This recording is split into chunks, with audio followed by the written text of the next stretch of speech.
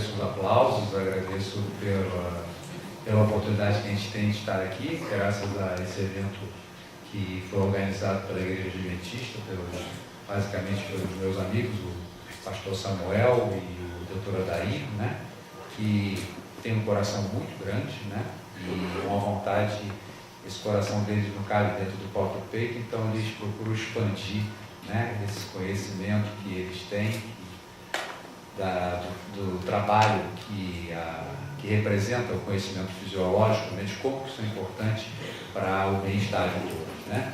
Porque muitas vezes nós falamos, muito obrigado, muitas vezes nós falamos, queremos ouvir até profissionais da área falando a respeito de como nos alimentarmos melhor, né, de que podemos fazer para ter uma vida mais saudável, né, e todas essas coisas. Esse assunto, ele é um assunto que normalmente todo mundo se interessa e infelizmente existem muitas polêmicas levantadas. E eu vou explicar por que basicamente isso acontece. É que o nosso conhecimento, principalmente dentro da área médica, a medicina ela não é uma ciência. A medicina é uma reunião de conhecimento científico, né? Então, dentro das diversas áreas que existem, uma área importante se chama fisiologia. Todo aquele que é estudante de medicina, ele estuda um pouco de fisiologia, de como o corpo humano funciona, né? Agora, como a nossa medicina é muito voltada para tratamentos urgentes, emergentes, coisas muito importantes, né? A fisiologia que a gente estuda é como que o corpo humano funciona quando ele já está doente. Então, o médico, ele é um bom conhecedor do carro quebrado, né? E ele não conhece, ainda não usou muito tempo para aprender como é que funciona o carro direito, entende? É uma coisa estranha a gente dizer isso, mas é uma realidade. A gente conhece mais de doença do que de saúde. Então, o médico, ele, quando tem a oportunidade de ter o carro, ele tem o carro quebrado na mão dele. Então, fica difícil ele investigar como é que o carro funcionava quando ele estava bom. E aí que entra, por exemplo, a fisiologia do trabalho. Porque a fisiologia do trabalho, também conhecida como fisiologia do esforço, é aquela fisiologia que não é estudada pelo médico, que é a fisiologia de como o carro funciona quando ele não está quebrado, né? É como se a gente tivesse a oportunidade de estudar o carro quando ele está no CTI. O carro está lá quebrado no CTI, a gente tira uma série de conclusões importantes quando o carro está na oficina, quando na verdade o bom era que esse carro fosse testado nas pistas de Fórmula 1 com telemetria, e aí todo mundo soubesse exatamente como esse carro funciona, né? Então, infelizmente, a maioria de nós médicos não sabe como é que a banda toca, não sabe como é que o carro funciona direito. A gente só tem a oportunidade de estar com o carro quando ele está quebrado, então a gente não avalia. Então, a fisiologia do esforço, fisiologia do trabalho, ela é um ramo já mais estudado dentro de umas outras áreas, como a área de educação física, outras áreas que estudam isso, ou a própria medicina do trabalho, no qual eu dava aula na medicina do trabalho na Gama Filho, na pós-graduação médica. Então a gente tem uma proposta, tem uma visão diferente. Agora, eu só não sei quanto tempo vai levar para que essa visão ela venha a ser bem utilizada dentro da medicina, porque a medicina é extremamente reticente com novidades, né, com coisas que ela não conhece. E o cara que é o tecido, que é a estrela disso tudo, quando se fala de trabalho, quando se fala de esforço, é o tecido muscular, que por incrível que pareça, ele é tão vasto no corpo, mas tão pouco conhecido. Por quê? Basicamente é um tecido que a gente não vê alterações graves, a não ser eventualmente uma distensão, ou alguma coisa que a pessoa, né, fique com aquela dor nas costas, incapacitada de se movimentar, né? Ou não dá câncer, né? Os tumores diferentemente do cérebro e de outras partes tão importantes do corpo, tumores no músculo. Eu conheci um fulano de tal, coitado, ele está com câncer. Está com câncer não, no músculo. Alguém já ouviu falar nisso? Entende? Então, quer dizer, o músculo não é muito estudado. E o que a gente vai mostrar aqui é que quando se fala de metabolismo, que é o dançar da energia no corpo, o músculo é o cara. É ele que manda. Ninguém consegue gastar tanta energia quanto o músculo gasta, né? Uma contração muscular, estar em pé, é um gasto enorme para o corpo, comparado com outras coisas tão simples que o corpo quase não gasta energia. né? A alteração de um gradiente de sódio, uma bomba de sódio e potássio através de gasto de ATP. Isso para o corpo é uma coisinha, uma mixariazinha assim à toa. Agora, produzir uma contração muscular, e se essa contração muscular, através de uma caminhada ou de uma corrida, for alguma coisa que seja excessiva, durante um tempo, uma prolongação de tempo ou intensidade, a gente sabe que daqui a pouco o que a gente faz? Joga a toalha. Daqui a pouco, peraí, não dá, eu vou ter que parar. Agora, uma bomba de sódio e potássio no corpo pode ficar funcionando lá durante dias que o gasto energético é basicamente nenhum. Então, quando se fala de metabolismo, e muita gente fala, não, a dieta tem que ser XYZ, é isso, a abóbora faz bem, carne faz mal, leite é bom, leite é ruim, queijo é uma maravilha.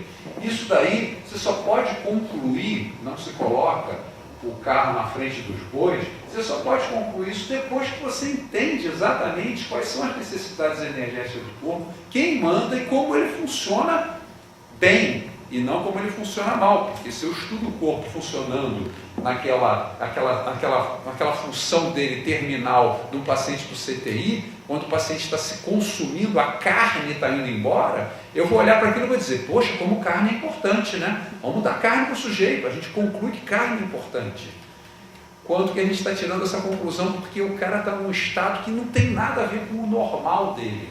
O normal que a gente vai mostrar da máquina humana funcionar é justamente através da respiração de oxigênio, dos músculos se mexendo e dos músculos dizendo que tipo de alimento que eles querem, né? E a gente já tem uma pista muito interessante a respeito disso. Por quê? Se o músculo é feito de carne, você imagina se o movimento ou o trabalho do músculo consumisse carne. Aonde o músculo ia parar? Ele ia se acabar.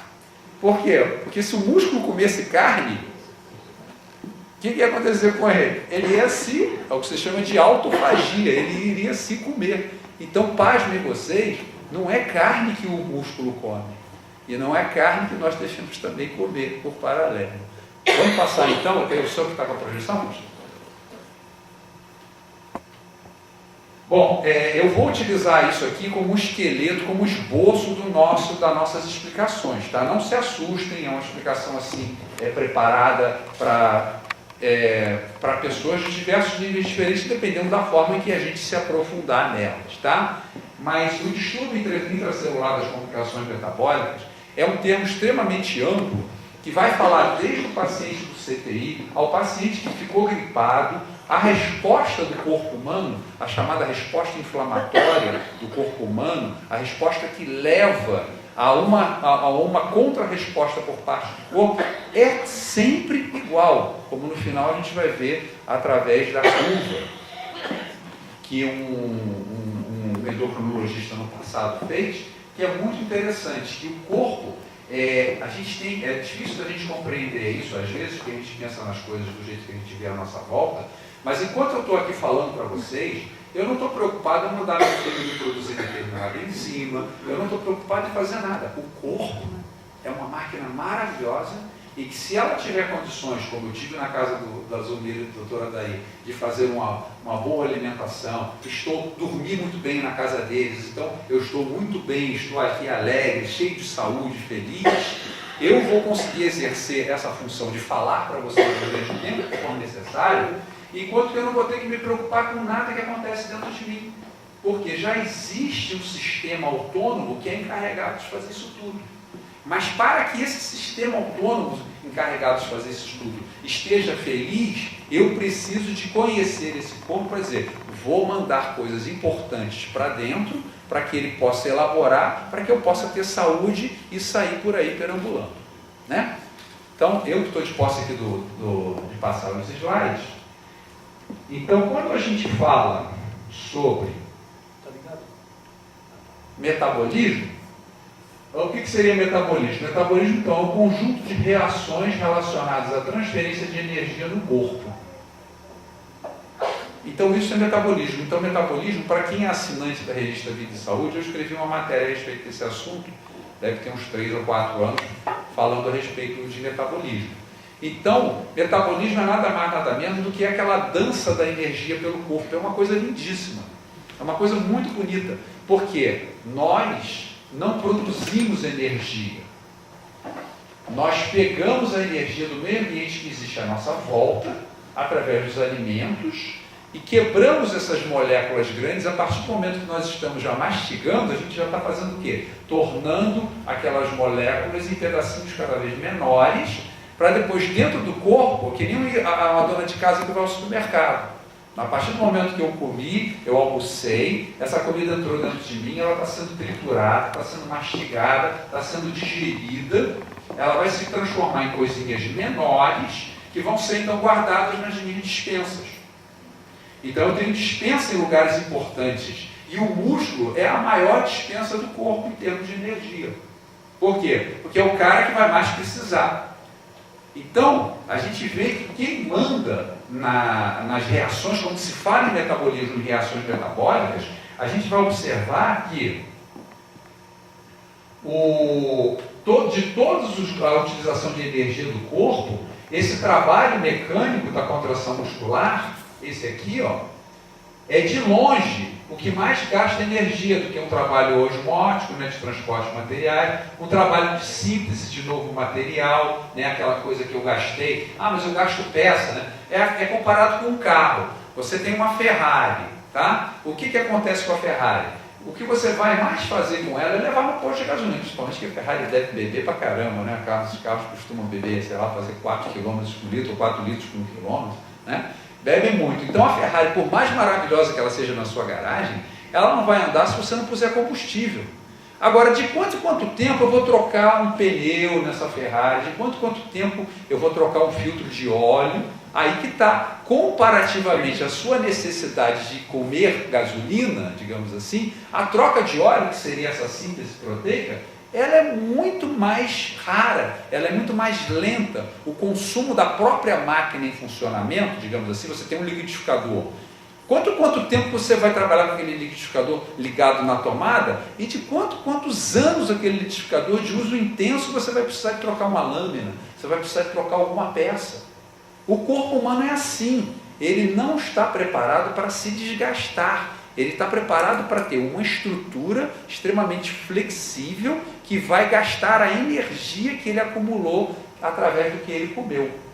Essa é a realidade do nosso corpo. Então, em termos de gasto energético, o músculo ou o trabalho mecânico é o cara, né? Agora, se a gente for pensar nessa transferência de energia, que essa energia vem dos alimentos, né? Ali como está falado, através da decomposição de suas moléculas complexas e em elementos simples liberados na biosfera, se eu ficar o tempo todo comendo as coisas da natureza, e as coisas da natureza não se repusessem, a tendência era o quê? Uma hora não ia ter mais. É que nem um prato de comida. Vou comer, cada garfada que eu dou tem menos comida no prato. E se não houver uma renovação daquele prato, a comida vai acabar e acabou para sempre. Dessa forma, então, o que Deus nos concedeu?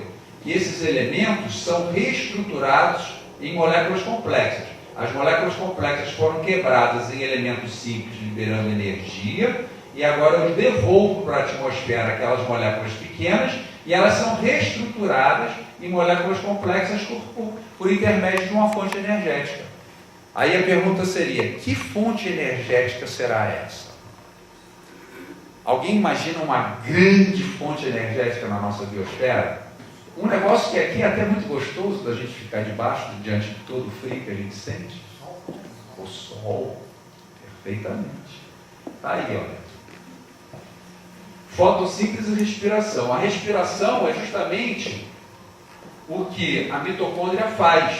Ela pega elementos que foram liberados na atmosfera através da fotossíntese, pelo cloroplasto, dentro da planta, pega energia solar, faz glicose, né, a molécula de carboidrato pequenininha, libera oxigênio na atmosfera, isso é a fotossíntese.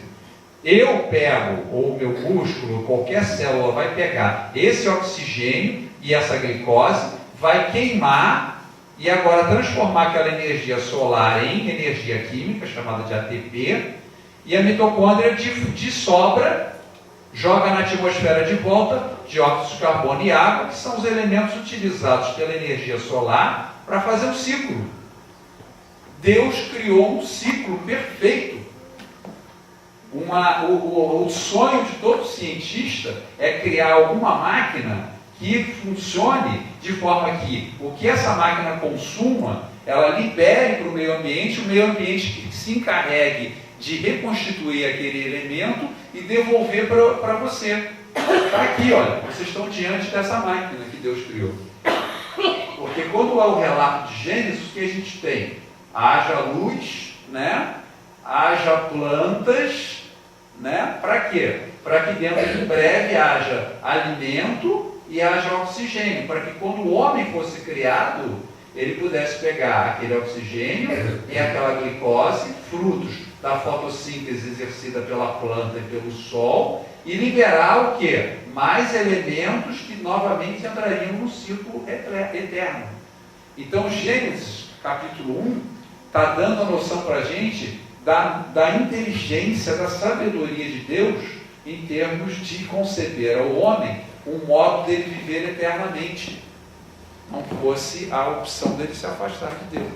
Então é uma maravilha isso que acontece.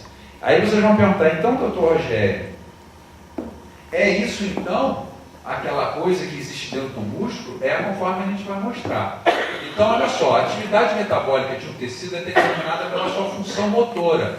Então, por exemplo, as células que existem dentro da gente aqui, existe muito músculo espalhado pelo corpo inteiro. Não é só esse que a gente vê aqui do lado de fora, não. Mas é aquele, por exemplo, que tem as velocidades do intestino, todas aquelas coisas, músculos que movem os olhos, tudo aquilo é músculo. Então, a atividade motora é o que consome muita energia. E olha só essa novidade aqui. Cerca de 40% da massa corporal do indivíduo é composta por músculo. 40%. Ou seja, a quantidade, o músculo é disparado o tecido mais volumoso que existe no corpo. Só para os nossos amigos terem uma ideia, há em torno de 200 tipos diferentes de células no corpo. O músculo é só uma delas. E essa célula é 40% do corpo. Então, não só quantitativamente, mas como qualitativamente, porque o músculo, além de ser muito no corpo, ele também tem uma atividade metabólica elevadíssima, porque ele é capacitado para executar o quê? A função motora. Então, queridos, não é de se espantar que o que aconteça? Que em torno de 80% do arroz com feijão que eu comi, da glicose do arroz e feijão que eu comi, após a minha alimentação, é transportada pela musculatura, para a musculatura. Você, querendo ou não, é feito de músculo e quem manda no seu prato é o músculo. 80% do arroz, do carboidrato, do arroz com feijão que você comeu, está reservado. Esse aqui é do músculo que mexe. Já pensou nisso? É uma quantidade realmente muito grande. 80%. E a gente vai ver então que os problemas de saúde muitas vezes derivam desse fato de que a gente está negligenciando, de que isso é uma realidade que a gente às vezes desconhece e que está sendo agora para todos vocês, pela graça de Deus, mostrada. Quem manda então no meu prato, eu querendo ou não, é o músculo. Se ele disser, amigo, eu não quero isso, eu não como eu mesmo, isso é um problema seu. Você continuar dando, você vai ver que isso vai te gerar problemas, tá? Você foi feito para se locomover. Então a gente tem aqui um pâncreas que vai mandar insulina para o corpo para que essa insulina regule a entrada desse açúcar no músculo, no fígado, no tecido adiposo. Então esse é o sistema de transporte da glicose, através da insulina. Vale a pena dizer que tem outros tecidos que independem da insulina para receber glicose, como é o caso, por exemplo, do cérebro. O cérebro ele não depende da insulina para receber glicose. No entanto, ele só vai receber aqueles 20% que vão restar depois que eu comi, né?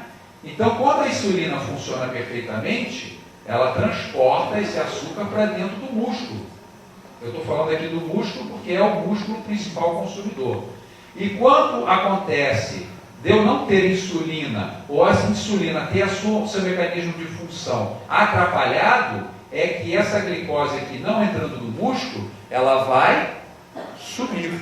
E aí eu vou ter a presença de uma hiperglicemia que em longo prazo vai gerar o que a gente conhece como uma doença metabólica mais importante, que é o diabetes, que é um problema, como a gente vai ver, no músculo. O problema do diabetes tem início no músculo. Bom?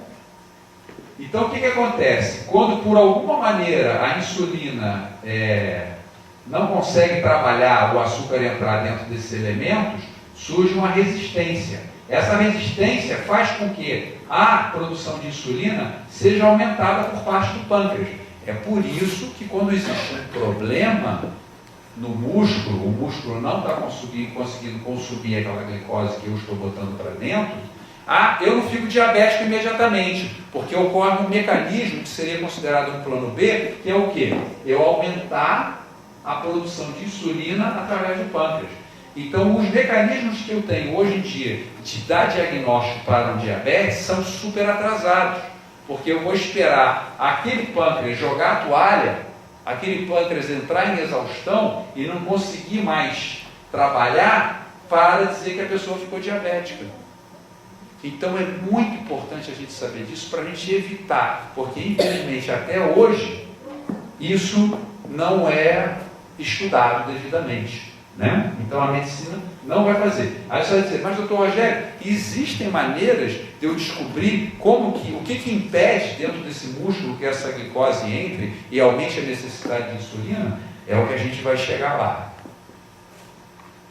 Então a resistência insulínica nos músculos é detectável mais precoce na história natural do diabetes do tipo 2, porém a evolução total da doença irá ocorrer apenas nos indivíduos cujas células beta do pâncreas que produzem insulina, porém incapazes de compensar o efeito da ação do hormônio. Isso então, como a gente falou, pode levar décadas. O sujeito, quando você, médico, atende um paciente em que a glicemia dele disparou, você pode dizer, esse cara ele já é diabético há uns 20 anos. Ele já é diabético há muito tempo. Era que eu não tinha detectado ainda que ele estava como se fosse um carro de 4 rodas rodando só em 3. Então fica aquela questão, como o aumento da glicemia, o aumento dessa glicose que não consegue entrar no músculo, o pessoal fica falando, poxa, será que isso é o aumento da glicose ou o aumento da gordura, que os dois se elevam? A gente vai ver que a resposta a gente vai poder dar agora. Estudando o transporte da glicose, a gente vê que ao penetrar a membrana da fibra muscular, a glicose é ativada, é fosforilada, para em seguida ser armazenada 75% ou utilizada 25%.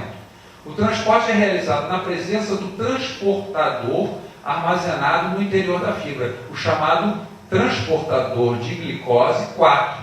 Então a gente tem a suspeita, hoje em dia a certeza, de que esse cara é o responsável por trazer a glicose para dentro da célula através da ação da insulina. Então a gente está chegando lá, porque a gente vai ver que existe alguma coisa que impede que esse transportador chegue à membrana. É como se fosse uma pessoa, que a glicose bate à porta da sua casa, junto com a insulina, que aí são bem convidados, né? E aí o transportador é ativado e ele vai lá e abre a porta para vocês entrarem, o complexo insulina e glicose. Só que alguma coisa está acontecendo que impede esse cara de abrir a porta para você.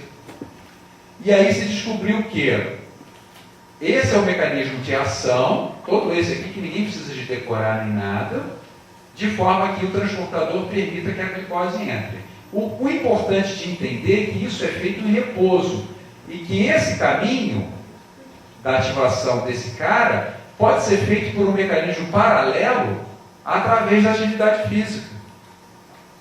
Então a gente já tem uma suspeita de que a falta de atividade física normalmente contribui para que esse transporte de glicose para dentro do músculo esteja afetado. E é justamente a falta de atividade física que faz isso através do quê? O exercício físico, a contração muscular, para não gastar toda essa glicose que ele guarda com tanto carinho e amor, ele usa vias paralelas, outros alimentos que existem, e um deles é a gordura. Então a gordura, ela é que nem um taxista, que tem gás e tem gasolina. O taxista, ele sabe que a gasolina é bem mais cara do que o gás, né? Então o que acontece? Assim que o carro já está andando, ele joga o gás, porque o gás é mais barato. É a mesma coisa com o corpo humano. Ele sabe da importância da glicose para ele e da quantidade pequena que ele tem. Então, na medida que a atividade física aumenta, ele começa a queimar, para a produção de energia, gordura. Então, quando me falta atividade física, o que vai acontecer? Eu vou começar a ter uns ácidos graxos, uma gordura dentro desse músculo excessiva, que vai atrapalhar esse transporte, que é justamente o que acontece com a falta de atividade física. De forma que esse sistema de transporte de glicose ao nível celular, ele é aumentado, não só à medida que eu sou um cara normal, que tem uma insulina funcionante, mas à medida que eu também faço atividade física. Porque a atividade física, ela facilita o transporte dessa glicose para dentro do músculo. Agora, não vamos esquecer que a glicose é fruto da fotossíntese. Então, o único alimento que tem glicose é o alimento que vem da terra. Por isso que já tem uma pista de que é muito importante no meu prato ter alimentos que vêm da terra, porque é essa maneira pelo qual eu posso alimentar o meu músculo. Está dando para entender? Está dando para... Olha, não sou eu que está falando isso, entende? Quem está falando isso é a fisiologia. Ela está mostrando que quem manda na área de metabolismo é o músculo, né? Vamos fazer uma recapitulação do que a gente chegou até agora. Quem manda é o músculo. O músculo, em termos de metabolismo, é o cara. Metabolismo é a dança da energia no corpo. E se falando de energia, ninguém chega perto do músculo em termos de gasto energético. Ficou concreto? Ficou certo até agora? Aí se explica por que o indivíduo vai fazer uma maratona e ele come o quê? Macarronada, né? Bastante macarrão, bastante carboidrato, né? Por quê? Porque o músculo vai pedir. Mas independentemente disso, de eu ser um atleta ou não, toda e qualquer atividade muscular, ela recai, ela depende basicamente de carboidratos para se sustentar. Aqui a gente vê que há mecanismos hoje modernos em que a gente pode medir através de exames, uma espectroscopia por ressonância magnética, a quantidade dessa gordura que fica dentro do músculo. Ela está aqui em A, e olha só como ela diminui aqui, ó, em B. Por quê? Porque aqui eu vou ter um paciente para fazer um cicloergômetro. A pessoa ficou pedalando durante 1 hora e aquela gordura que estava atrapalhando o transporte da glicose, olha só como é que ela cai. Como que é importante, né, a gente prescrever exercício físico para uma pessoa. Por isso que para o controle do diabetes, 2 coisas são essenciais: você evitar de ter o diabetes ou controlar o diabetes. É uma dieta rica, aí todo mundo vai cair, né? Rica em carboidrato, né? E em atividade física. É a maneira pela qual você evita o diabetes e a maneira pela qual você trata o diabetes. Já imaginou isso? Os pacientes ficam malucos quando eu trato os meus diabéticos com batata, né? Os caras ficam alucinando. Mas batata é aquela primeira coisa que o médico disse que eu não posso comer? É batata. Interessante. Então, os efeitos, olha, essas afirmações aqui são muito importantes. Os efeitos metabólicos da contração muscular, as contrações musculares exercem importantes efeitos metabólicos, similares em magnitude a poderosos hormônios por mecanismos distintos do repouso. Vai dormir com esse barulho. O seu músculo, ele é tão importante quanto qualquer glândula que você tem no seu corpo. Pense numa glândula importante, pense num pâncreas, pense numa hipófise, pense numa tireoide. O músculo também é uma glândula. E a função do músculo mantém o corpo em homeostase.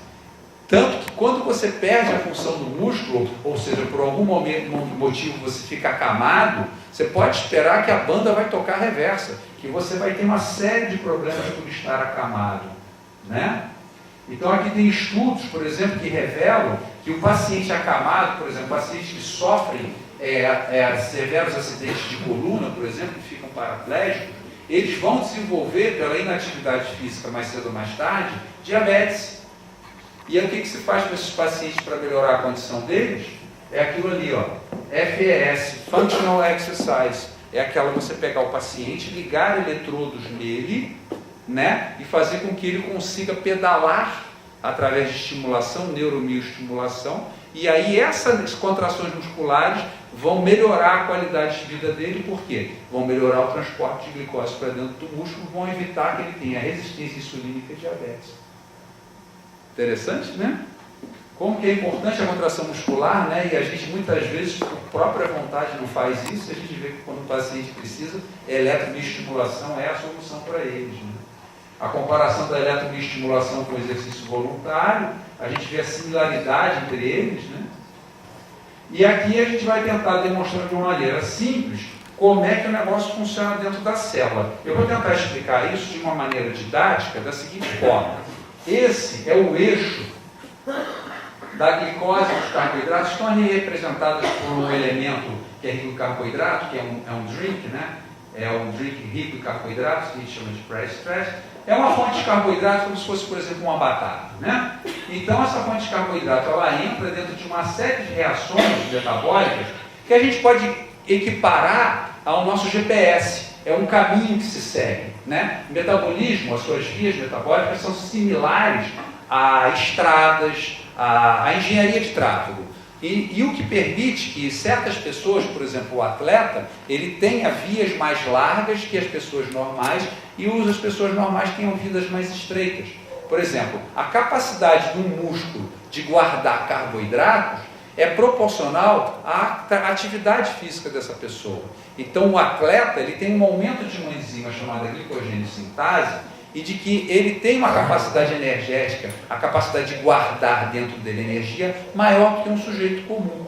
Então a gente tem que entender que as vias metabólicas, apesar de serem as mesmas para todos os indivíduos, a largura daquela estrada, ela pode variar para uma pessoa com atividade física muito, muito rara, um sedentário. Aí o que acontece? Aquela rua se transforma numa bielazinha bem fininha. Enquanto que o cara que faz muita atividade física, aquela estrada que existe em todo mundo é uma via de 6 pistas. Então a atividade física é um poderoso transformador dessas vias metabólicas, né? E o que é importante entender é que só o carboidrato ele é suficiente para mandar esse eixo funcionando. Se eu pensar nesse eixo funcionante como uma máquina, uma biela, alguma coisa funcionando, ela funciona só pelo carboidrato, com a utilização do carboidrato aqui em cima que entra, e essas reações no final exigem oxigênio. Mas carboidrato e oxigênio são frutos de quem? É do que a gente falou anteriormente, da fotossíntese. Aí você vai chegar e falar, mas doutor Rogério, e a proteína e a gordura? Nem estão participando daquilo ali. Agora, o mecanismo de ação é qual? Se eu colocar também proteína e gordura dentro desse eixo, eu consigo fazer o quê? Poupar o meu carboidrato. Só para vocês terem uma ideia. Eu falei que 40% do corpo é músculo. O músculo basicamente se constitui de proteína, né? É carne, é proteína, né? O corpo tem, vamos supor, uma pessoa de 100 quilos, 40% disso aí são 40 quilos. 40 quilos. Vamos supor que 80% do músculo seja proteína, uma grande parte é água, é uma realidade. Vamos supor assim. Então 40% a 80% são 32 quilos. Então o cara com 100 quilos tem aproximadamente 30 quilos de proteína no corpo. Vamos colocar assim. Ele tem um percentual de gordura relativamente baixo. 20% do corpo dele é gordura. 20% de 100 quilos são 20 quilos. Estou falando de 20 quilos, estou falando de 32 quilos. Irmão e amigos, depois de uma refeição, o corpo desse cara de 100 quilos não consegue reservar, em termos de glicose no sangue, em termos de glicose guardada sobre a forma nos músculos, ele não tem a capacidade de guardar 1 quilo de carboidrato. Não tem. Então o corpo humano, apesar de ele precisar de mais do carboidrato para efetivar esse seu funcionamento, ele tenta ao máximo possível fazer que nem um taxista, jogar logo no gás, porque senão acaba o combustível dele.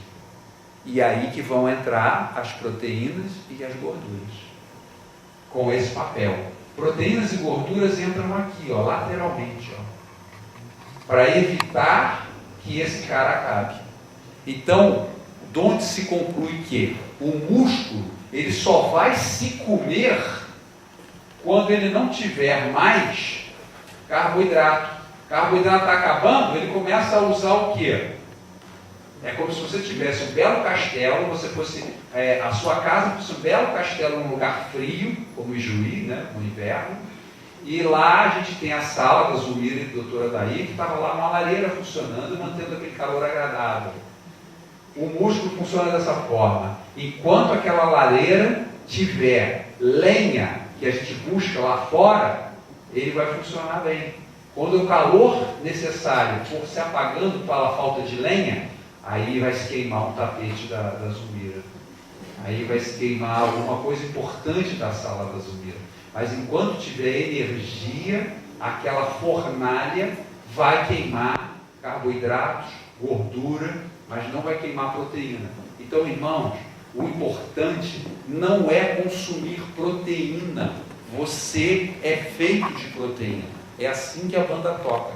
Você só vai consumir proteína se você cair na mão de um irresponsável, por exemplo, que for dar para você uma dieta chamada dieta cetogênica. Uma dieta em que o cara vai querer te emagrecer, ou seja lá o que for, sem carboidrato. Olha só, sem carboidrato eu vou começar a queimar o quê? Os móveis da casa. Aí eu vou emagrecer queimando quem? Eu mesmo. Eu não vou emagrecer queimando a gordura que também está entrando aqui em via paralela. Eu vou emagrecer queimando cheirinho da carne. E isso é uma maldade, é um erro muito grande, exercido por muitos profissionais da saúde, por falta de conhecimento prático ou realmente vontade destrutiva, porque não é correto se fazer isso de forma alguma. O corpo humano se baseia num tripé que é carboidrato, oxigênio e água. São os 3 elementos da fotossíntese que Deus fez, que Deus criou. Então, faltando qualquer um desses 3, como a gente falou hoje de manhã na rádio, a gente, né, doutora Daí, a gente atende muita gente nessa época de frio, mulheres com infecção urinárias, com sinusite. Isso sabe o que é? Ah, isso é um germe, isso é alguma coisa. Não, isso é água. Isso é falta de água. Entende? Porque o ser humano, ele, hoje em dia, o apelo para ele tomar coisas que são feitas com água, mas não são necessariamente água, refrigerantes, uma série de outras coisas, a pessoa para de beber água e está friozinho, ela ainda prefere comer coisinhas que são quentinhas, salgadas, e aí falta mais água ainda no indivíduo. Então, se é incrível, parece que você está lá gastando fortunas para manter postos de saúde, você está gastando fortunas para manter tudo aquilo lá, gastando dipirona, gastando azitromicina, gastando antibiótico, nebulização e tudo, porque o cara está sem água. É difícil da pessoa acreditar nisso, mas é a maneira pela qual o corpo funciona. Todos nós aqui somos herdeiros de uma máquina fabulosa, mas se você agir de acordo com a máquina, ela não vai te dar problema. Mas se você começar a vacilar, ela vai te dar problemas muito sérios. Então é isso, irmãos. Hoje a gente está deparando com esses fatos aqui, que pessoas, por exemplo, até mesmo em CTI, onde há falta de contração muscular na pessoa, a proposta é fazer eletroestimulação para que a pessoa tenha um metabolismo normal. Essa glândula, que é o seu músculo é uma glândula também, se ela não funcionar, problemas ela vai gerar. Então a gente vive numa sociedade, então o que eu falei no ano passado aqui em Juí, a gente vive numa sociedade em que ter saúde é totalmente contra os princípios da nossa sociedade, porque a nossa sociedade vive para o quê? Para obter conforto e boa comida. Então é totalmente errado, porque o conforto leva ao problema e a boa comida também. São esses 2 objetivos de Roma, que é a nossa civilização moderna, nos trazem. O indivíduo trabalha feito um louco, é um escravo para conseguir conforto, é como se ele estivesse cavando a própria cova, né? É conforto e comida boa. São as duas coisas justamente que tiram o corpo humano de uma funcionalidade, digamos que perfeita, né? Esse slide, ele fala um pouco de uma coisa que é a hipertrofia, porque muitos dos meninos, principalmente, né, que querem ficar fortes, né, o termo engraçado que hipertrofia, aos sons de um médico, né, doutora Daí? Quando a gente pensa, o cara fala hipertrofia, a gente já pensa, já fica de pé em pé, né, orelha em pé, né? Pô, hipertrofia ventricular esquerda, algum problema assim. Dentro da medicina, o termo hipertrofia prostática, tem que falar depois até que é benigna, né? Porque o hipertrofia já é um termo que anulou o seu pensamento para a próxima palavra, né? Gente, a atividade física que a gente está falando aqui, que o corpo requer, é simplesmente caminhar, é simplesmente estar em pé e sair andando, é simplesmente se locomover, nada de ficar em aparelhos hipertrofiando. A hipertrofia, conforme mostra esse slide, no caso da hipertrofia ventricular esquerda, essa parede aqui, no que ela aumenta de tamanho, a vascularização que vem de fora para dentro do miocárdio, esse oxigênio que está aqui rico, à medida que ele vai descendo aqui, ele vai perdendo saturação. Então, ter uma parede hipertrofiada é um péssimo negócio para o coração, e o mesmo raciocínio se aplica a musculaturas hipertrofiadas. Musculaturas não devem ser hipertrofiadas. Aquele negócio mamãe tô forte, aquela camisinha aqui, ó, mamãe tô forte, aqueles negócios de energéticos que os caras botam em casa, aminoácido, aquelas coisas que deixam as pessoas disformes, né? Aquilo ali não é atividade física adequada. Atividade física adequada é uma musculatura lisa, é uma musculatura sem calos, sem hipertrofia, dividida bem entre o que é anterior e o que é posterior, trabalhada através de exercícios aeróbios, caminhar. Ninguém precisa ficar preocupado em fazer coisas mirabolantes, basta caminhar. Vocês já calcularam quantas horas o dia tem? Se você for pensar que um indivíduo fique 10% do seu dia em pé fazendo uma atividade física, isso seriam 2 horas, 2,4 horas. Quem fica 2,4 horas fazendo alguma coisa? 2,4 horas. Quando uma pessoa vai caminhar, ela pensa em meia hora. Ela vai dar uma caminhadinha de meia hora. Isso aí não é nada do dia da pessoa. Entende? E então, quer dizer, a condição pela qual nós vivemos é totalmente desfavorável. Por isso que os hospitais estão lotados. Por isso que os hospitais estão lotados, porque a gente já não faz mais atividade física como deveria fazer, e muito menos se alimenta como o músculo estaria pedindo para que nós nos alimentássemos, né? Então está aqui, olha, esse aqui é o nosso destino. Sentado lá na televisão, no sofá, perna esticada, né? E o sonho, olha o sonho lá. Kentucky Fries, o McDonald's, esse é o sonho, o cara sonhando. E aqui é a realidade, né? Mas tem um outro monitor na frente dele, que não é uma televisão, né? Agora ele não está nem mais sentado, agora está deitado, entendeu? É consequência natural. A gente vai colher o que a gente semeou. Não tem jeito, não tem outra maneira do negócio funcionar. E finalmente, para eu deixar a questão em aberto, para que todos possam fazer as suas perguntas, essa é a famosa, as fases da Síndrome Geral de Adaptação, condicionamento daquele que elaborou ela, né? Que aqui o senhor Hans Hill, né? Então, o que acontece? Mediante o estresse, principalmente se você conhece que estresse vai ser esse, no caso do estresse cirúrgico, por exemplo, se você aumentar essas reservas de carboidrato da pessoa antes de que haja uma reação, um insulto da anestesia, do procedimento cirúrgico, seria inteligente, porque há uma ação e aqui é uma reação a essa ação, que vai levar o indivíduo para baixo. É a sessão de alarme dessa fase, são 3 fases. Agora, essa sessão de alarme, numa pessoa que estiver fisicamente preparada, leva à resistência. A pessoa fica preparada para o esforço. Isso é o princípio do treinamento físico. Eu vou caminhar hoje, né? Vou caminhar, o corpo vai dizer, poxa, você caminhou hoje, né? Então quando você comer, eu vou pegar mais carboidrato para mim, o músculo vai dizer isso. E amanhã, quando você for caminhar, eu vou estar mais preparado. Isso é a prática do treinamento físico. Isso é a prática cotidiana de você fazer uma atividade física. Então isso gera resistência. Mas para a pessoa despreparada, ou para um insulto maior do que a capacidade da pessoa, há o quê? Exaustão. Então aqui é saúde, aqui é exaustão. Tudo isso explicado na mesma curva delineada por Hansel, já em 1950. Queridos, eu agradeço muito por essa atenção, desses momentos que vocês me deram de atenção, e agora eu posso até desligar aqui, se for necessário, e procurar responder, primeiro saber se ficou claro o que a gente falou. Ficou claro? Tá? Quer que eu faça um apanhado geral, um resumo? Né? Vamos lá então. Metabolismo, todos hoje nós aqui aprendemos que é a dança da energia pelo corpo. Ele vai, ele volta, é aquela nossa geladeira que a gente enche, depois esvazia, depois vai no supermercado, enche a despensa de novo, vai. Essa dança se chama metabolismo. Agora, quem é o cara que mais dança nessa dança? São os músculos.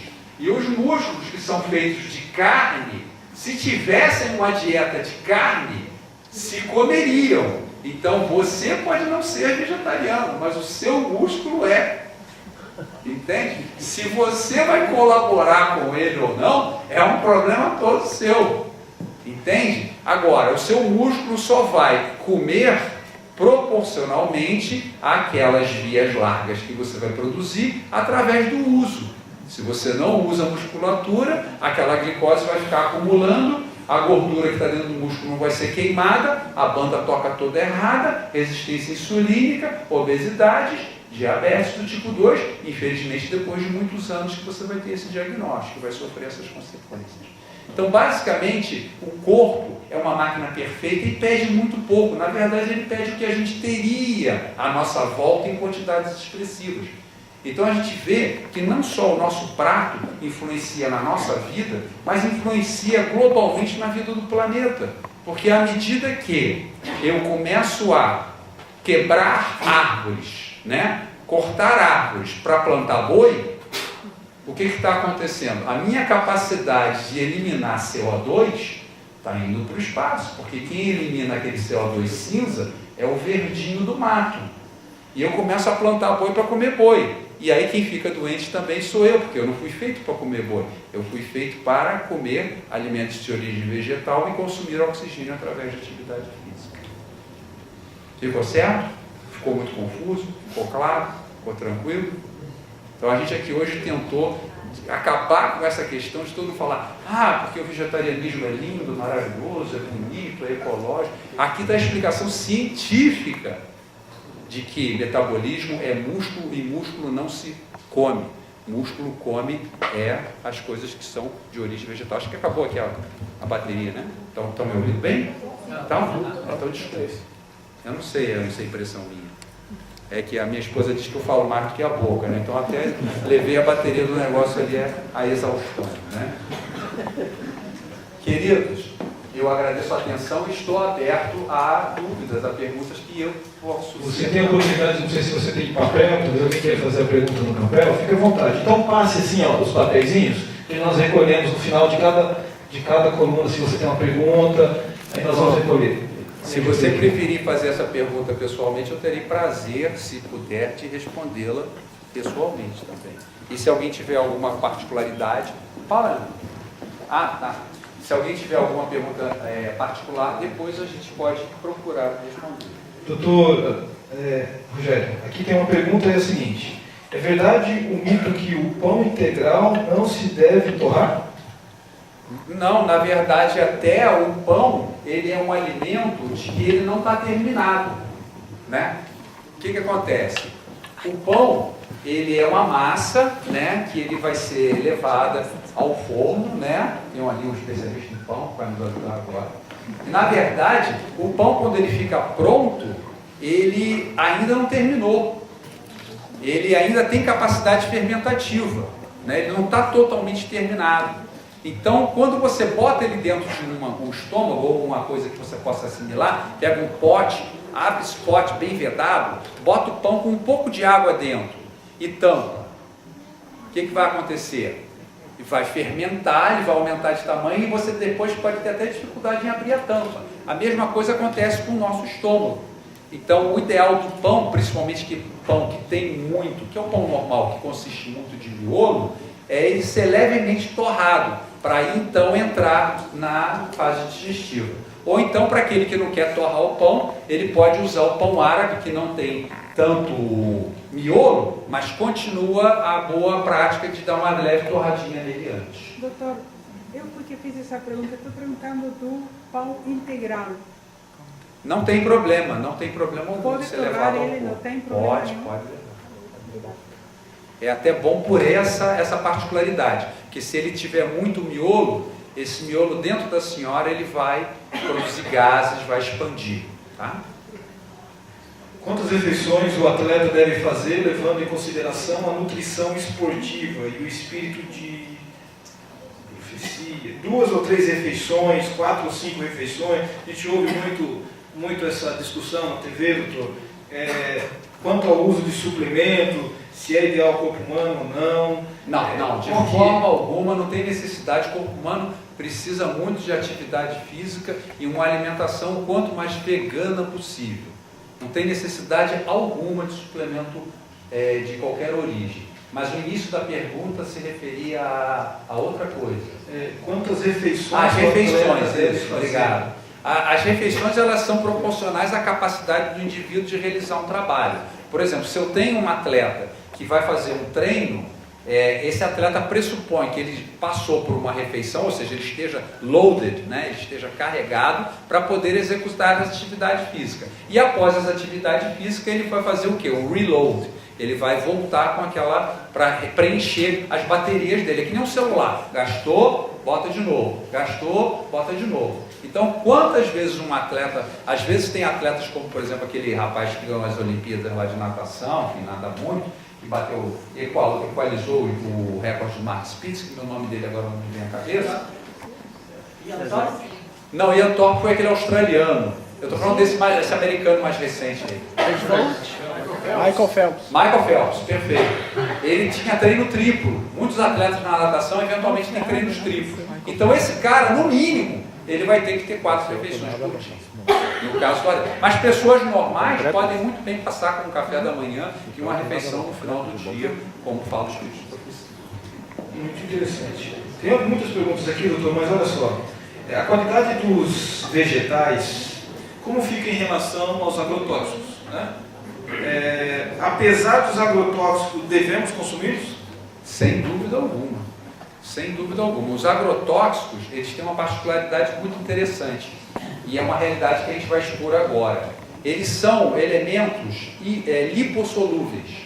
Em outras palavras, o agrotóxico, ele gosta de ficar preso à gordura.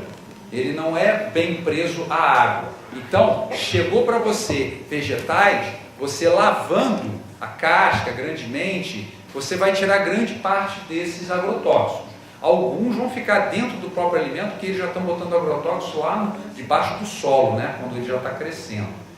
Agora, a sua capacidade de armazenar esse agrotóxico que eventualmente entrou dentro de você é proporcional à quantidade de tecido adiposo que você tem.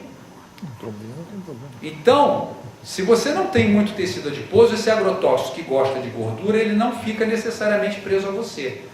Isso é uma coisa importante. Outra coisa mais importante ainda que ninguém fala é que quando você tem uma lavoura e que você jogou o agrotóxico e depois jogou água, o boi lá na frente está bebendo aquele agrotóxico.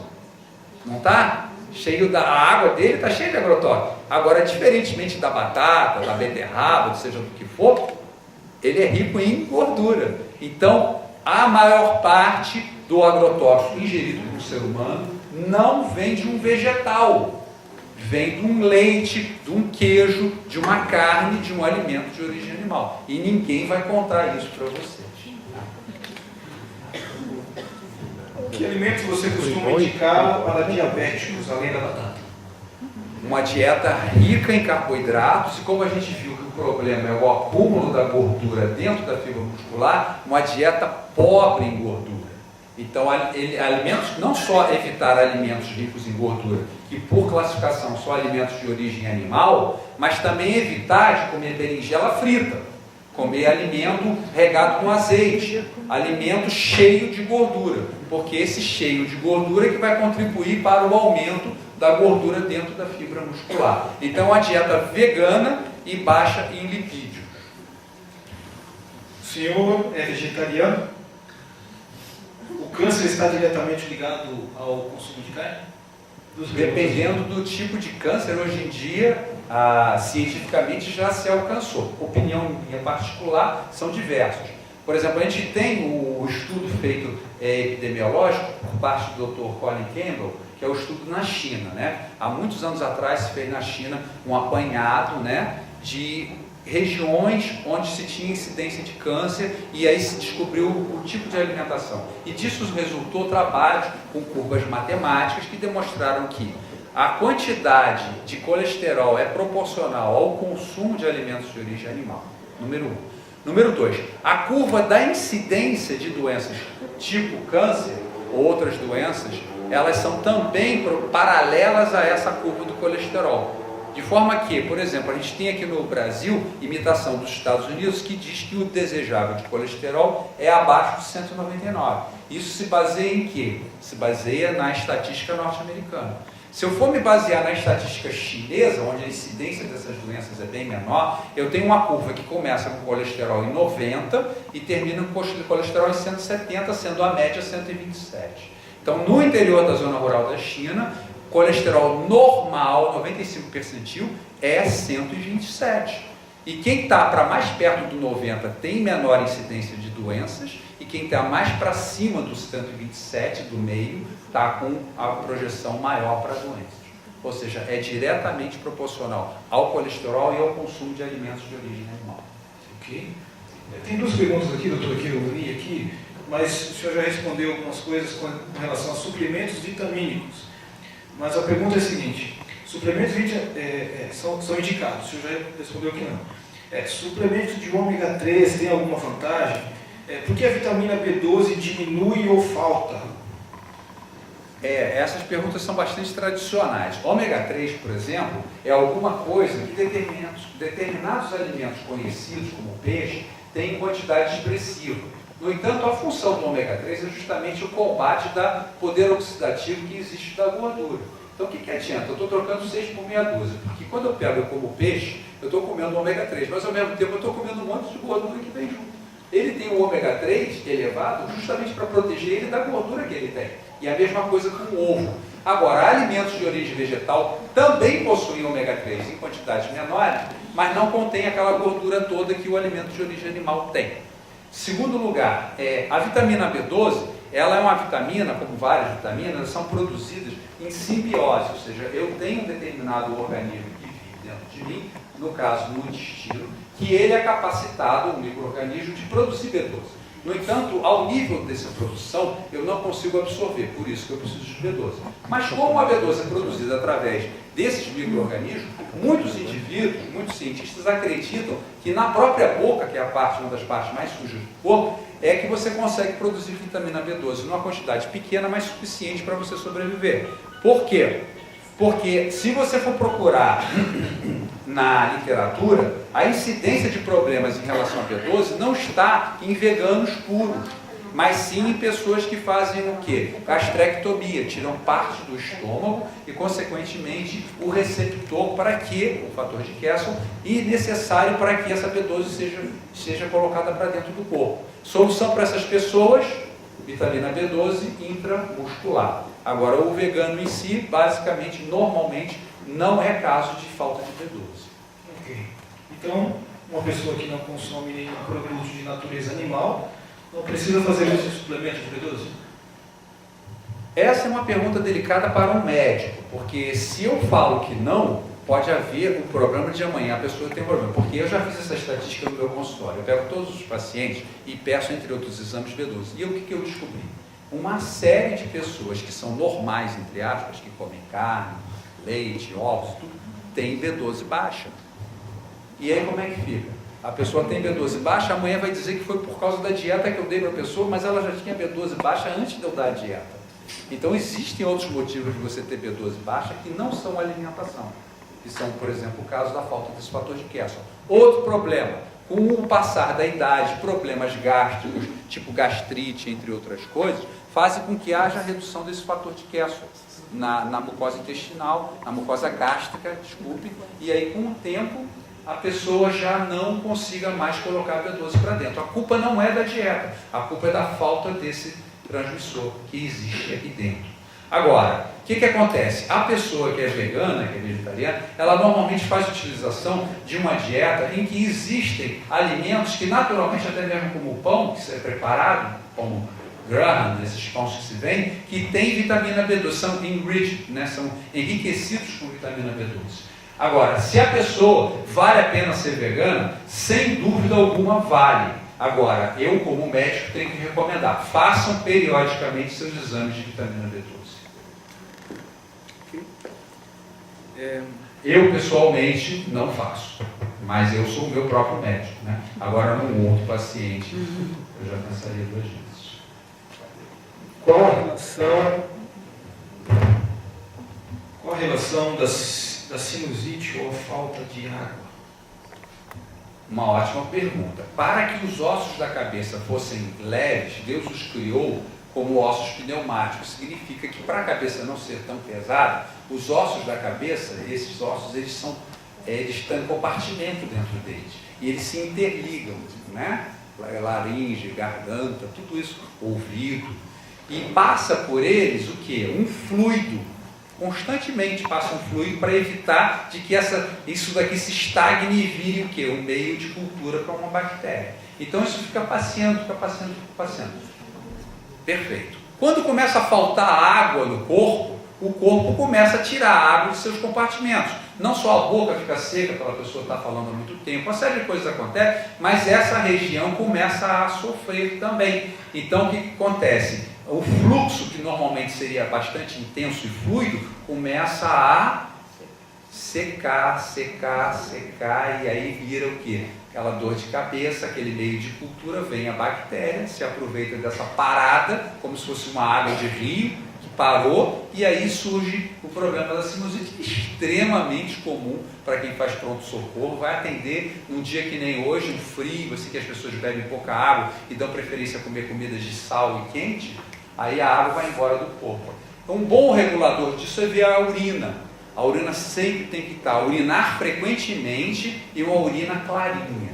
Tá? Agora, tratamento, nebulização, hidratação, dieta e, infelizmente, eventualmente, se não houver reversão disso ou já estiver no estado muito avançado, vai ter que fazer uso de antibiótico. Né?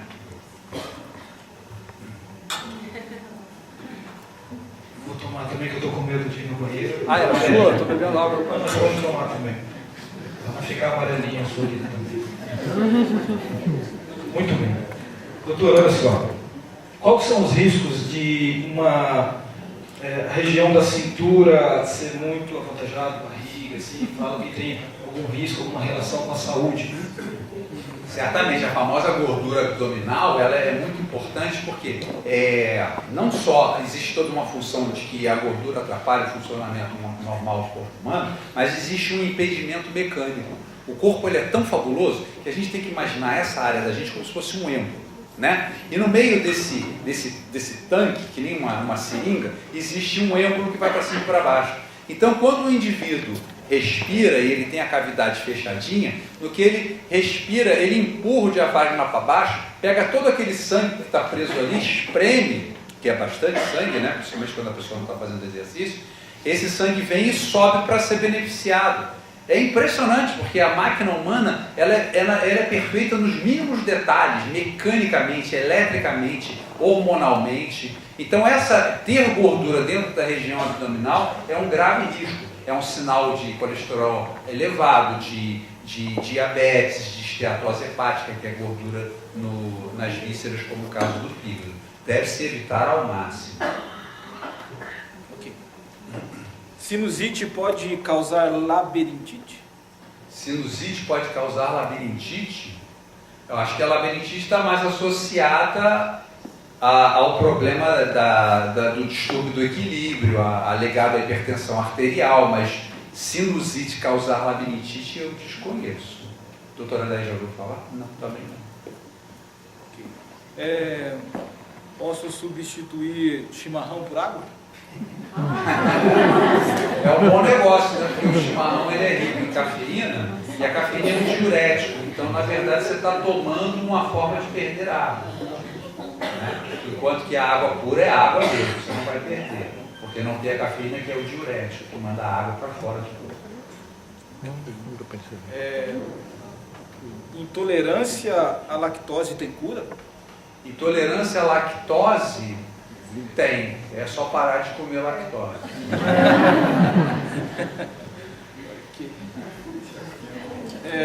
Qual a sua opinião sobre alimentos e osteoporose? Pois é, eu estava falando com o doutor Adair ali, a questão, essa é uma questão muito importante. Queridos, existe um equilíbrio dentro do corpo, no sangue, não só a glicemia, mas a temperatura corpórea, o pH, tudo é extremo. Existe uma faixa muito tênue entre o que seria saúde e o que seria doença. Uma das coisas importantes do corpo é manter o seu pH do sanguíneo. Então o que acontece?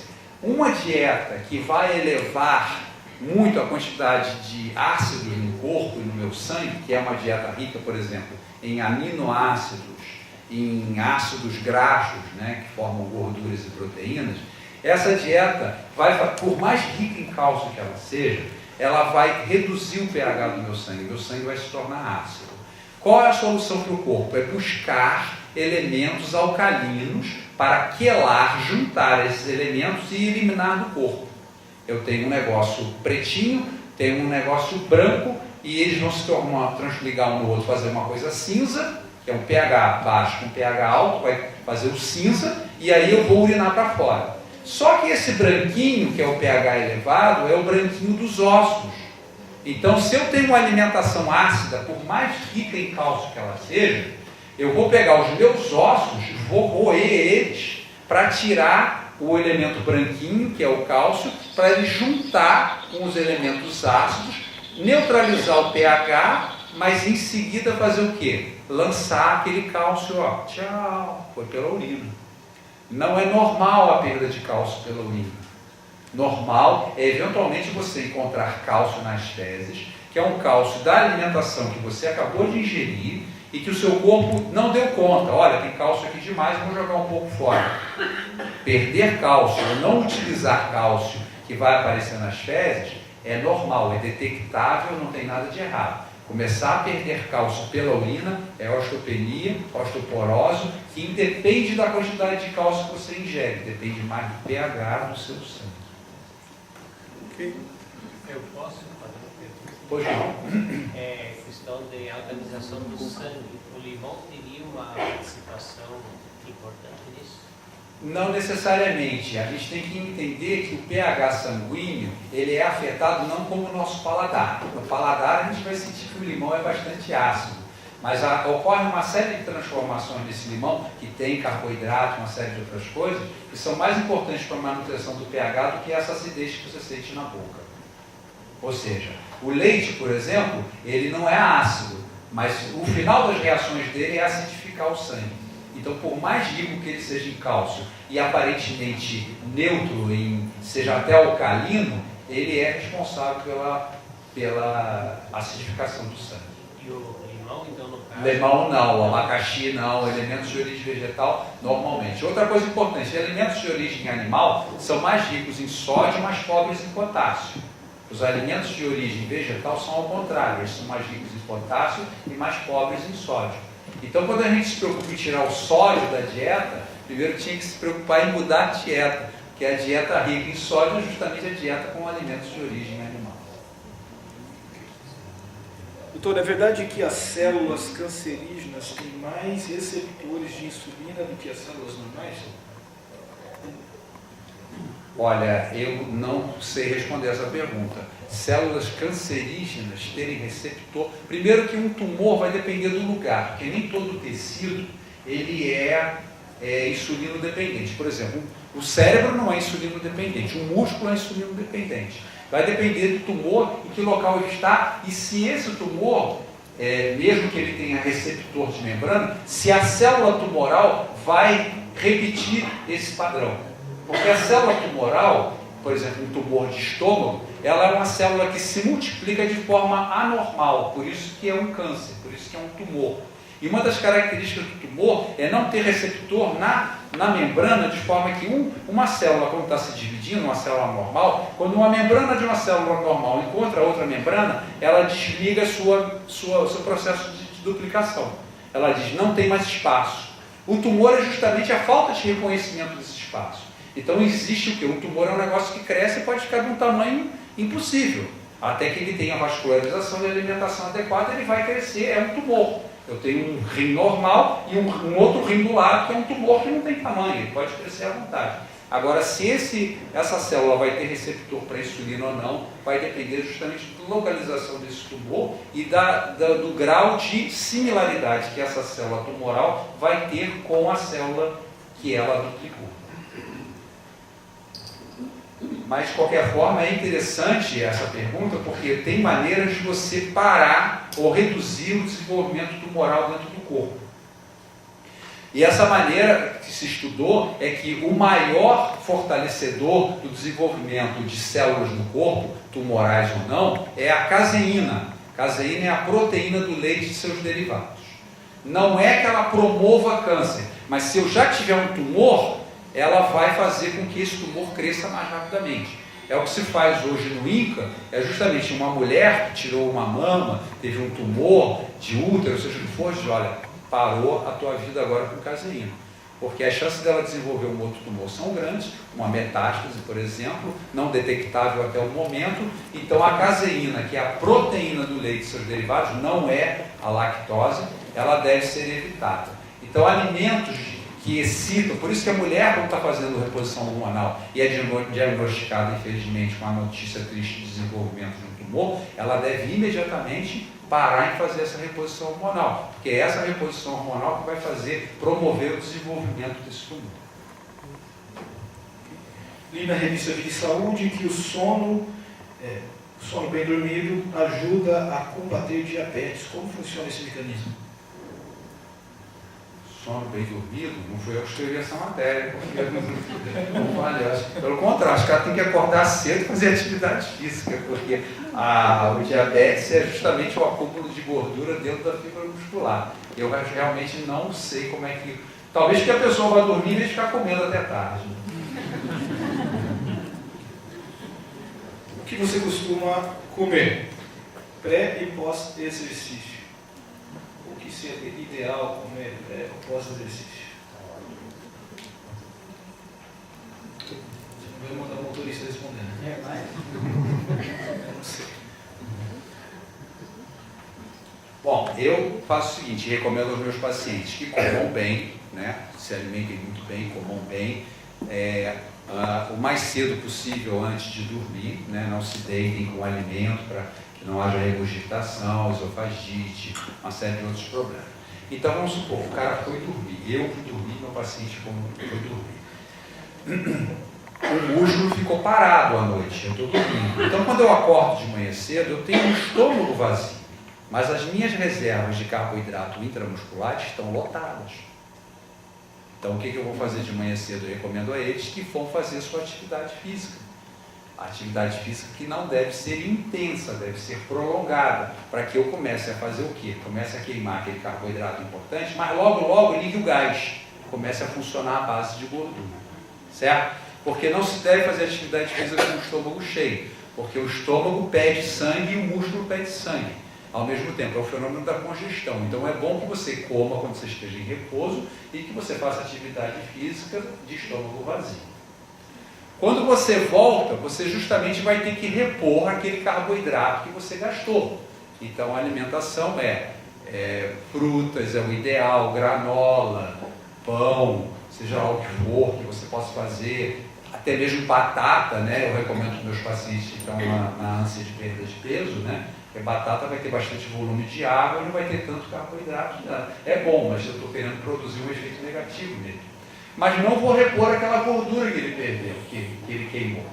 De forma que o que ele comer em excesso de carboidrato que vai eventualmente ser guardado sob a forma de gordura. Então a alimentação vegana ela é ótima. Agora, o que eu vou fazer antes e depois de uma atividade física ou durante é uma coisa capciosa, porque eu não vou fazer, por exemplo, comer farofa com feijão e vou fazer uma atividade física. E da mesma forma que eu saí de uma atividade física em que eu consumi muita água e outras coisas, a reposição por parte de frutas é ideal. Não coincidentemente, as pessoas estão deixando de fazer duas coisas importantes: atividade física e consumir frutas. E frutas, baixo consumo de frutas, segundo esse estudo feito lá na China, é diretamente proporcional a determinados tipos de câncer, tipo câncer de esôfago. A pessoa que é um bebê que é intolerante à lactose, à proteína do leite. E diz que o leite é importante para a criança, né? Que tipo de leite que ela pode tomar? Isso é interessante, doutor. É importante mesmo? Materno até os 2 anos de idade. Tá, e depois disso? Tem mais necessidade. A criança necessita de leite até o momento em que ela possa já partir para alimentos mais sólidos, né? Então, leite materno até os 2 anos de idade é uma ótima prática, mas não significa que seja o único alimento dele até os 2 anos. Logicamente, próximo, depois de passados 6 meses, etc. e tal, a criança já começa a comer pedacinhos de fruta, de banana, etc. e tal. Então, quando chega até os 2 anos, o que é importante de entender é que leite da vaca não tem nada a ver com leite materno. São água e vinho, são duas coisas totalmente diferentes.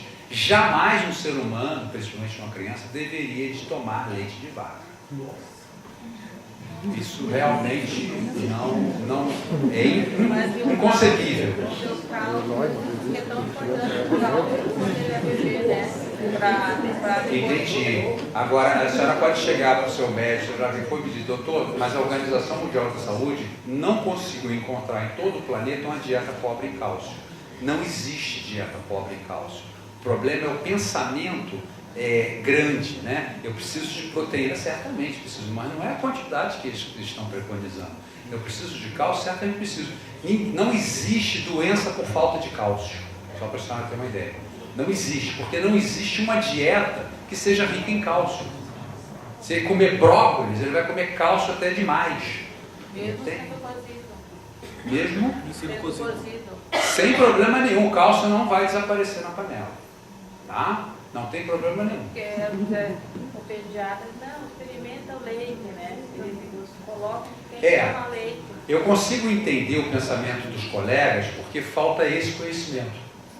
O dia que eles tiverem esse conhecimento, eles não vão mais passear nessas coisinhas assim, que tornam essa coisa de dieta muito orelhada, né? Não, bota um leitinho, bota isso, bota... Não, amigo, vem cá, como é que a banda toca? Funciona desse jeito? É que as pessoas estão perdidas, os médicos não sabem essa área.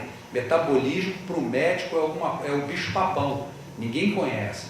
Então todo mundo fala, o médico não entende nada de metabolismo. Não, compra Becel, compra não sei o que, faz isso, não, vinho é bom. São coisas totalmente anárquicas na cabeça do médico. Agora, olha a situação, você vai no consultório médico, você acredita que diante da mídia, de tanto conhecimento, tanta coisa que se fala a respeito de alimentação, o médico vai ter que ter alguma coisa para te dizer. É ilusão sua, ele não vai ter o que dizer para você. Ele vai dizer para você, na maioria das vezes, coisas que está se falando aí em porta de boteco. Ele não sabe metabolismo, e eu digo isso tranquilamente, porque se você me chamar para fazer uma cirurgia cardíaca, eu vou dizer, por favor, não me chame porque eu não sei nada, eu não vou fazer isso direito. Agora, o que eu acho engraçado é que a pessoa tem que ter a humildade de dizer, não sei nada. E a maioria dos médicos não sabe nada dentro dessa área. Por quê? É culpa deles? Não, são excelentes profissionais, ótimos estudiosos. Esse conhecimento que eu mostrei para vocês aqui não existe. Não existe. É tipo assim, meia dúzia de maluco aí que entende desse assunto. Entende? E não estão nos consultórios médicos. A medicina ela se tornou de uma forma de que esses novos conhecimentos têm fortíssimas barreiras para entrar no mercado, digamos assim. Entende? Aí o médico fala, não, por exemplo, fazer atividade física. Ah, não, tá legal, olha, 3 vezes por semana, 20 minutos. Isso é pífido, isso não existe. A atividade física é diária. É diária. Não tem isso e pelo menos 1 hora por dia. Encerrou. Não tem mais o que dizer. Ficar dizendo que é 3 vezes por semana, 20 minutinhos, isso é para alegrar o cara, dizer, então isso vai caber na minha agenda. Não é verdade, não é verdade. Atividade física é o couro come, diariamente, 1 hora por dia, vai ficar em cima das perninhas e vai levá-las para passear. Vai para o trabalho? Vai a pé. Vai não sei para onde? Vai de bicicleta. Vai fazer o quê? Vai remando. Corpo não funciona sem atividade física. Falta de atividade física é sinônimo direto de doença. É a ponte feita direta. O seu corpo é feito de músculo. Se ele não funcionar, nem secreção hormonal ele vai ter direito. Por isso que eu estou na bicicleta. Olha só, óleo de oliva e azeites em geral, como devem ser usados? Na salada é necessário?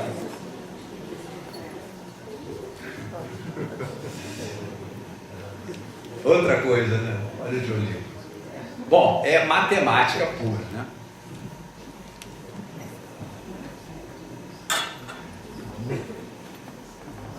Caloria, tá? O importante do corpo é caloria. 1 grama de açúcar ou carboidrato, ou 1 grama de um aminoácido, de uma proteína, tem 4 calorias. Gordura. 1 mililitro ou 1 grama de gordura tem quase 10 calorias, são 9 calorias, é 125% a mais. Tá? Não satisfeito com isso, eu tenho que pensar então, poxa, um alimento que é rico em carboidratos e tem alguma proteína é um alimento bacana e tem pouca gordura. 100 gramas de um alimento tem um pouco de gordura, tá, é aceitável. 100 gramas de uma melancia, 100 gramas de um arroz que não foi preparado com gordura, né? Todos esses alimentos de origem vegetal têm baixo teor de gordura. Eu pego a gordura agora e transformo em azeite. Ou seja, a azeitona, que tinha em torno de 25% dela gordura, passa a ser gordura pura. Pura. 99,99% do óleo, seja ele de oliva ou de qualquer outra coisa, é gordura pura. Olha só como é que é o truque. Aí eu pego aquele negócio na minha salada, que não tem gordura nenhuma, e faço assim, ó. Aí fico ali rodando, né? Que nem um pipoqueiro fazendo pipoca. Que beleza. Tô cheio de saúde, azeite. Aquela composição daquela salada que tinha praticamente 0 de gordura, virou pano. Foi para praticamente 100% de gordura com fibra. Azeite é a maior enganação que existe.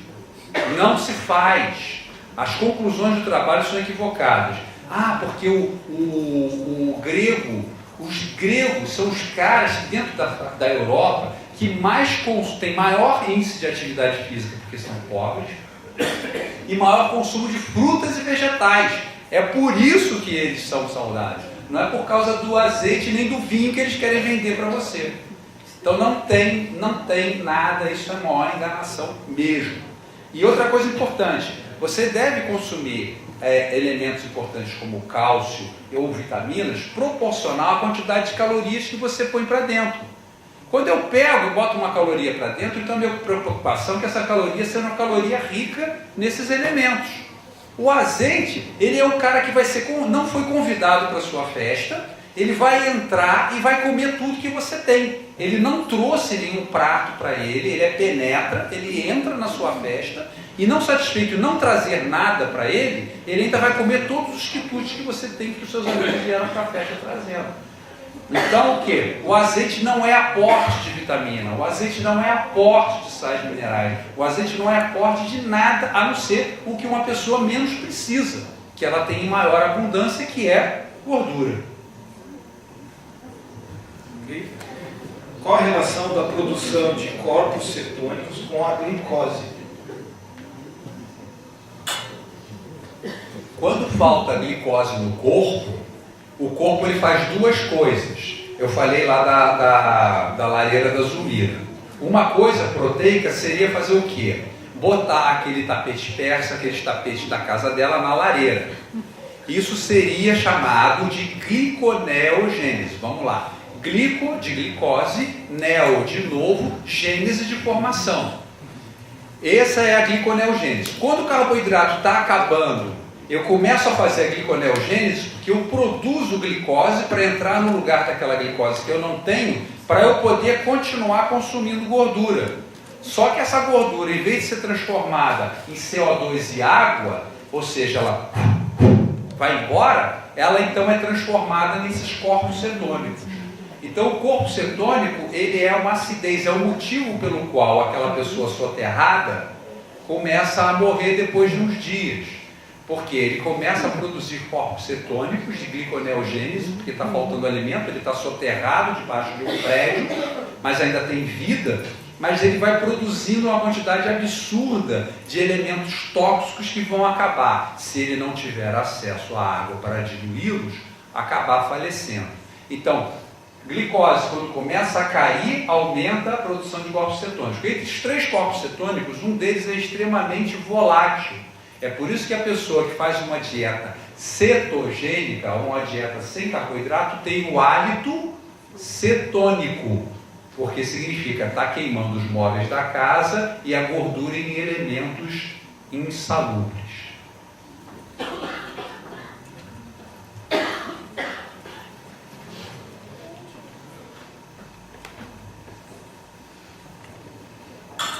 Qual a relação do açúcar e o câncer? O açúcar, esse açúcarzinho branco, né, esse açúcarzinho de mesa, esse açúcar, ele também, como não tanto quanto a caseína, mas também é um promotor de desenvolvimento do câncer. Né? Todas as coisas que são feitas em excesso. Ninguém está falando aqui para a pessoa comer açúcar. A gente está falando para você comer legumes, verduras, batata, que são quebrados, lento e progressivamente, em açúcar que o corpo vai lidar com eles. Agora, o açúcar que eu coloco direto para dentro, sem nenhuma fibra, sem nada, nenhum aporte de vitamina nem nada, esse, como a gordura, mas não tão forte quanto a gordura caloricamente, também não é adequado. Outra coisa, a soja, que uns dizem que a gente pode comer, outros dizem que a gente não pode comer. Vamos dizer, o leite de soja, comer a soja. Ninguém precisa de comer soja.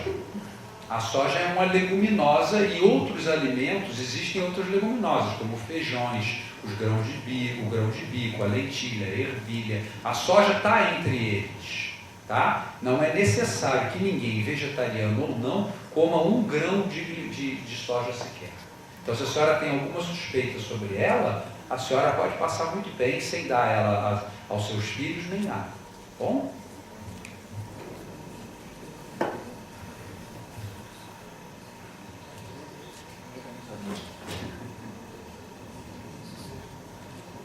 Essa aqui é boa, doutor.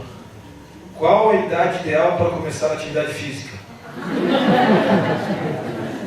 A criança é tão inteligente, né? Ela mesma responde essa pergunta, né? Nasceu correndo. Ela nasceu, já começa a engatear. É engraçado como é que é uma reversão, né? Quando a gente é uma criança bonita, que nem aquela que é sentadinha ali, né? A gente quer o quê? Correr. Tá difícil ficar sentado nessa cadeira aí, não tá? Fala a verdade, né? Você já queria estar lá fora brincando, né? É engraçado que a idade vai passando, a gente vai ficando, né, tal, não quero saber de nada.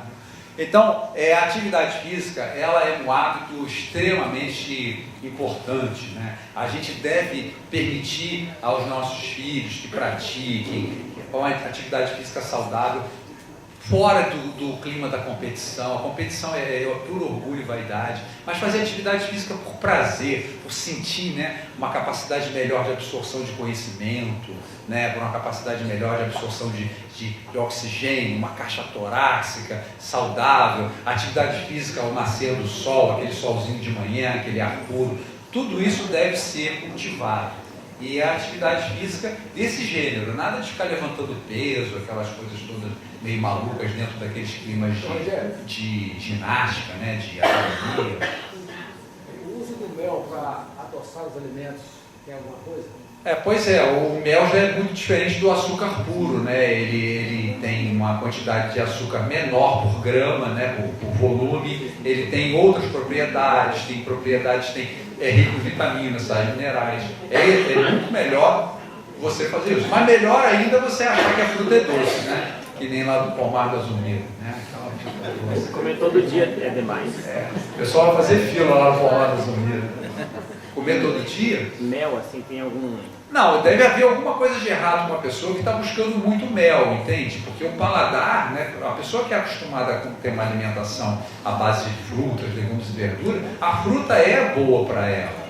Né? A necessidade de mel, muitas vezes, é até uma pulsação de barra. Porque você pega um negócio que já é doce, quer adoçar mais, ou pega um negócio que é salgado, quer botar o mel só por curtir. Né? Aí realmente eu acho que não vale a pena. A alimentação não é o tipo da coisa que a gente devia brincar com ela. Um copo de água junto com a refeição é prejudicial? Sem dúvida alguma, a pessoa deve... O estômago limpo, isso a gente estuda muito por causa do pré-estresse, né? Um estômago limpo, um estômago vazio, ele é capaz de pegar, por exemplo, um conteúdo de 200 ml e eliminar o estômago vazio em torno de 20 minutos. Então, quer dizer, se você está achando que está com sede, já está chegando a hora do almoço e seu estômago está vazio, antes de você comer, uns 10, 15 minutinhos antes de você comer, você toma um copão d'água, etc. e tal, aquela água vai descer direitinho. Porque não é bom que o estômago seja ocupado por sólido e líquido ao mesmo tempo. É aquele fenômeno lá do pão, por exemplo, né? O líquido acumulando lá com o sólido, a fermentação e o desagradável, né? Então, o líquido na refeição deve ser evitado. A menos, é lógico, que seja um lanche em que você esteja colocando um pedacinho de alguma coisa, uma fruta, etc. e tal, e aí você esteja acompanhando aquilo com suquinho. Mas refeição mesmo de sal é muito arriscado. Você vai querer equilibrar o sabor do sal com o sabor do refrigerante, que é doce, e aí você vai num e no outro, você acaba enchendo o estômago de forma inadequada. Últimas perguntas, doutor. Sugestão de alimentação para quem trabalha à noite. Primeiro de tudo, trabalhar à noite, infelizmente, é uma realidade para muitos de nós, né? Nós tivemos plantão, por exemplo. A noite não é um momento bom para você fazer nada a não ser dormir, né? Então, infelizmente, para a pessoa que tem que trabalhar à noite, se a pessoa tiver fome, seja como for, essa pessoa deveria de fazer alimentos bastante hídricos, né, líquidos, né, se alimentar através de uma sopa, alguma coisa de fácil digestão, porque o corpo, naquele momento, ele está pedindo para descansar, e mesmo que você tenha que trabalhar e necessite de comer alguma coisa, fique à base de suco ou alguma coisa facilmente digerível, porque o corpo já não está mais preparado para fazer isso. Logo de manhã cedo, depois que você praticou uma atividade física, o corpo está melhor que nunca preparado para fazer digestão de vários. Doutor, uma vez disseram que chocolate faz mal, isso e aquilo, indicaram comer alfarroba. Eu comi e achei também muito doce. Tem alguma diferença? É melhor comer alfarroba? Pelo que eu saiba, a alfarroba é uma coisa que tem o sabor do chocolate, mas ela não é naturalmente doce, não. A que você deve ter comido deve ter sido uma extremamente lotada em açúcar, provavelmente. Porque a alfarroba em si, pelo que eu saiba, ela não é doce. Ela é como se fosse um pó de chocolate, que naturalmente não é doce. O pó de chocolate, ele é adocicado, entende? Mas não serve como um alimento exemplar, digamos assim, né? É verdade que o consumo de cerveja leva à produção de acetaldeído. Ok. Cancerígeno, por isso não se deve consumir cerveja mesmo sem álcool? A gente não recomenda o uso de álcool de forma alguma, né? Pelo meu entender, o cetaldeído ele é uma consequência do metabolismo do álcool, é consequente ao metabolismo do álcool. É um dos problemas até maiores do que o próprio álcool, porque é um elemento que se transforma dentro do corpo a partir do álcool. Agora, eu vou ser sincero para te dizer que se a cerveja que não contém álcool produz cetaldeído, é possível porque tanto o álcool etílico quanto o cetaldeído são derivados de uma fermentação de um carboidrato. Então vai depender de se essa cerveja vai ser fermentada ou não. Se ela não foi fermentada, não tem álcool, acho que só se você deixar ela de um certo modo que ela vai fermentar. Tipo o quê? Fechada durante um certo tempo, ou aberta e depois degustada, e ela fica lá, tem um motivo para fermentar, entende? Mas De qualquer forma, eu não acho que, não recomendaria fazer uso de cerveja, porque, mesmo sem álcool, porque o trigo, ele foi feito para fazer pão, o trigo foi feito para ser digerido de forma seca. Ele sendo digerido de forma assim, como sobre a forma da cerveja, mesmo sem estar fermentada, eu acredito que ele vai fermentar fortemente dentro do intestino. E aí sim, produzir álcool e cetoaldeído, mesmo sem ter álcool e cetoaldeído. Ok. Doutor, última pergunta. Sentir muito sono durante o dia, mesmo com uma boa noite de sono, é normal? Não, não é normal. O corpo deve ser um corpo bem disposto, o corpo deve ser um corpo... A saúde, ela está relacionada à disposição, a pessoa tem que ser bem disposta, a pessoa tem que estar bem dentro do seu peso, ter uma musculatura bem treinada, ter tônus muscular, é isso que é mais importante. Por quê? Porque se a máquina estiver funcionando perfeitamente, as chances dela continuar funcionando perfeitamente são muito grandes. Então eu sugiro que a pessoa que não tem essa máquina perfeitamente funcionante, ela comece a trabalhar, tem um plano para fazer com que essa máquina venha funcionar. Porque o corpo humano, ele não é um parque de diversão. O corpo humano, ele foi concedido ao ser humano, né, como Paulo fala, o templo do Espírito Santo, é um patrimônio que, se a pessoa tivesse um pouquinho de conhecimento de fisiologia, ela chegava e dizia, cara, eu ganhei um presentão. Entende? É fantástico como o corpo humano funciona. A gente fica pensando em tantas coisas, celular, essas máquinas que a gente tem hoje, né, tão modernas, tal. Aí vai ver o manual, aí é complicado, o carro tem que trocar óleo, tem que ver a pastilha do freio, não sei o quê. O corpo humano, comparado com essas máquinas, é de uma manutenção extremamente simples e extremamente acoplada, como se tivesse sido um planejamento, né? Acoplada ao meio ambiente que um dia foi criado conforme descrito de Gênesis capítulo 1, 2, 3, né? Então, o corpo que nós temos, isso aí talvez fique com a mensagem para cada um de nós, é fantástico. E se você andou maltratando esse corpo, não perca as esperanças. Se você, em um curto espaço de tempo, 3 meses, às vezes a pessoa consegue retornar esse corpo àquela atividade fantástica, se engaje numa atividade física. Né? Eu gosto de pedalar, eu gosto tanto de ver o sol nascer, eu gosto tanto de nadar, vou nadar é um negócio tão gostoso, eu tenho uma casa na água, ali perto da água, eu gosto de remar, eu gosto de fazer isso, eu gosto de fazer aquilo, entendeu? É que a gente ficou acostumado com falsos divertimentos, falsos entretenimentos. É ligar a televisão, aí é o cinema, um monte de coisa que a gente fica sentado olhando para uma tela. E nem se fosse um bobo, assim, na verdade, porque se você for parar para pensar, é uma loucura a capacidade que tem uma tela de parar um ser humano. Se você fosse num lugar, olha só, experimenta fazer isso. Vai num lugar, por exemplo, a sala de estar de um consultório médico, algum lugar que os caras, para acalmar você, botam uma tela lá. Experimenta não olhar para a tela e fica olhando para as pessoas em volta. Você vai ver todo mundo assim. É assim como se fosse uma criança mexendo com um cubo, entende? Assim, a pessoa fica totalmente, você olha assim para o lado e fala, cara, eu não acredito, está todo mundo olhando para essa tela, e que se você bobear, você vai passar a olhar também, vai ficar que nem eles, entendeu? Então, é uma ilusão. O ser humano, o corpo humano, ele foi feito, ele foi preparado para uma obra, entende? E você tem que executar essa obra fisicamente. Você tem que executar essa obra, tem que meter a mão na massa mesmo, entende?